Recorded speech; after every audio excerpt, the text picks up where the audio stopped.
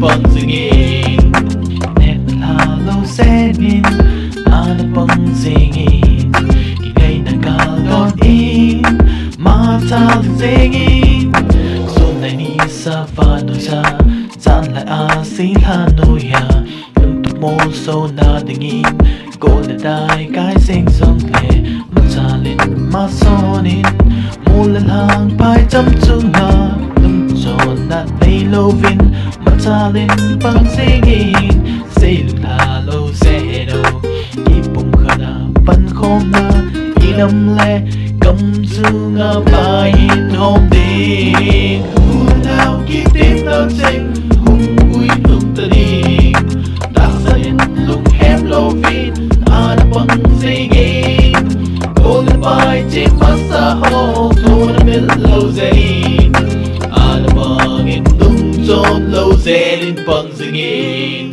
I used to write a song no one cares about. Had to scream out till you hear me out. And praise on my thought, cause I can hit them all. Voice echo loud, up above the cloud.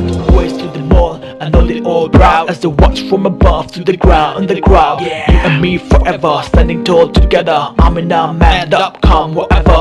Money is the pain, corrupt us in vain. Look, we insane, holding the change. Life can be a pain, misery to gain. Never giving up, we move and shine like the brightest star. It's about the movement and the battle that we fought. What about the freedom and the land that we taught? I'll keep my faith, no matter what it takes. Standing on the vision and the promise that we made.